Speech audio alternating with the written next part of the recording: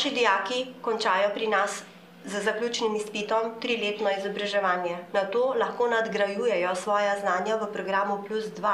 To je tako imenovano poklicno tehniško izobraževanje. S tem sicer dobijo naziv strojni tehnik, potem pa lahko svoja znanja nadgrajujejo tudi z višješolskimi in visokošolskimi programi in seveda s tem pridobijo naziv inženir strojništva ali diplomirani inženir strojništva ali pa lahko nadaljujejo izobraževanje tudi v drugih fakultetah.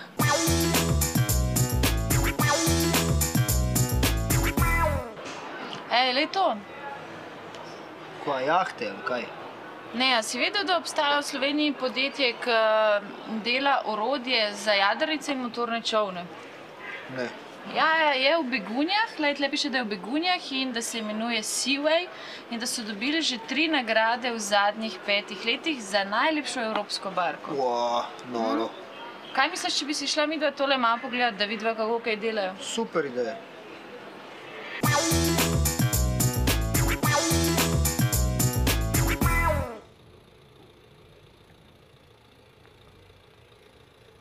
Gospod Grašič, naju z Erikom je zanimalo, brala sva v reviji, da ste zelo dobri v izdelovanju jadrnic in da tudi delate orodja za izdelavo jadrnic. Potem pa si nisem čisto dobro predstavljala, kako to izgleda, pa če bi lahko mogoče razložili.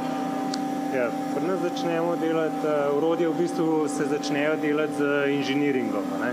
Se pravi, imamo inženirje, ki barko sprojektirajo, potem imamo dizajnerji, ki jo oblikujejo in ko je enkrat vse to narejen, potem začnemo z modelom. Prej preden začneš orodje delati, začnemo z modelom. Pri nas so te modeli precej veliki, kot lahko vidite tukaj. To je model zdaj, ne? To je zdaj priprava za izdelavo modela. In pri nas to poteka na tak način, da nalepimo skupaj bloke stiropora in potem, ker imamo tako veliko frezo, CNC mašino 5-osno, sprezamo obliko barke. In ko je enkrat to končano, model spoliraš in na podlagi tega, ko je model končan, se začne odlivati pa kalup. Ponovadi to je steklenih vlaken, se odlije kalup dol in potem je to tisto naše orodje, iz katerih potem izdelujemo barke.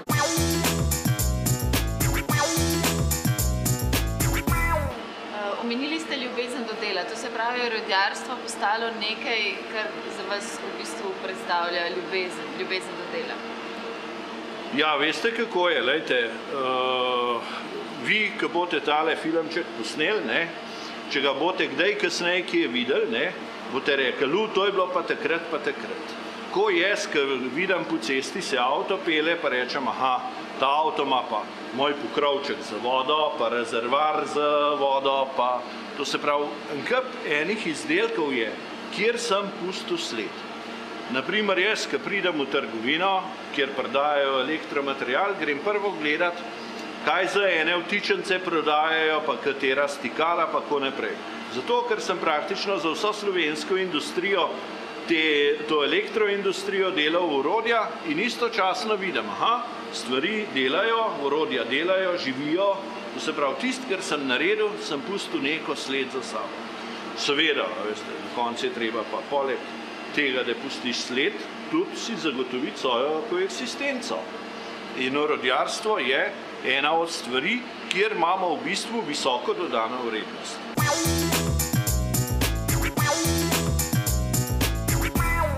Vi ste vodja pedagoškega procesa na tej šoli.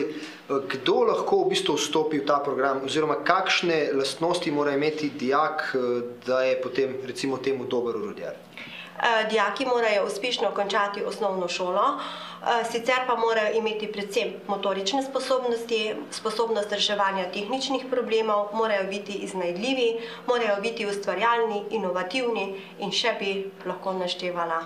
Torej, tisti, ki so v otroštvu radi sestavljali Lego kocke, so pri vas zaželeni? Zagotovo primerni za tehnični poklic. Kako pa recimo izgleda ta proces šolanja, kako izgleda ta šolski program, ki ga imate?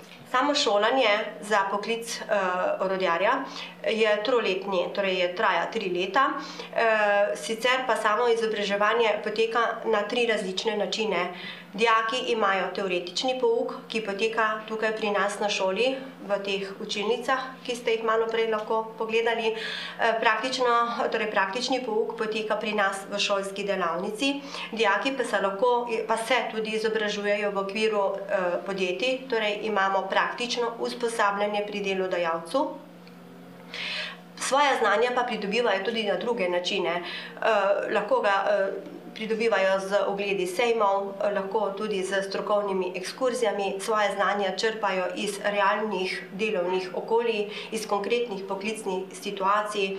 Zgodaj se je zdela zadnje čase, da vsi pravijo, ja, to se nam v Evropi ne splača, ne, Kitajci delajo zastonj.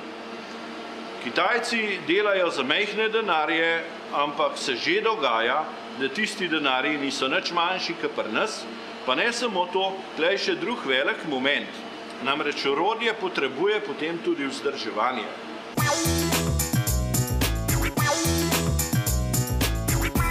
Torej, izobraževanje v tujini je predvsem preko projektov, ni toliko formalno izobraževanje, kot je na fakultetah, ampak je pa to dodatek kvaliteti izobraževanja in doseganju višjih standardov. Kje vidite vi v prihodnosti ta poklic? Vemo, da to lahko uvrstimo orodjarja v, recimo temu, deficitarni poklic. Ta poklic je definitivno deficitarni, veliko pomanjkanje je potem kadrov, ampak govorimo o kadrih, ki so visoko strokovno usposobljeni, o kadrih, ki se morajo izobraževati tudi še naprej po prvi zaposlitvi. Tukaj lahko vidite, imate kalup oziroma orodje, v katerem se potem izdeluje trup barke. Noter se polaga tkanina v orodju in pomembno je, da je to orodje zelo dobro narejeno. Če ni lepo, potem je izdelek tudi grd. Tako da je zelo pomembno, da je orodje zelo lepo narejeno in pri nas je to orodje precej veliko. Ja, učni načrt je v redu, obstoječi program ustreza tehnologiji in vsem ostalem. Po končanem šolanju se mora strojnik še naprej nenehno izpopolnjevati na različnih strojih, delo z orodjem. Potem podjetje recimo mora zagotoviti varno delovno okolje, gospodarno ravnati z energijo, časom in materialom. Zato je tudi vsak strojnik malo ekonomist.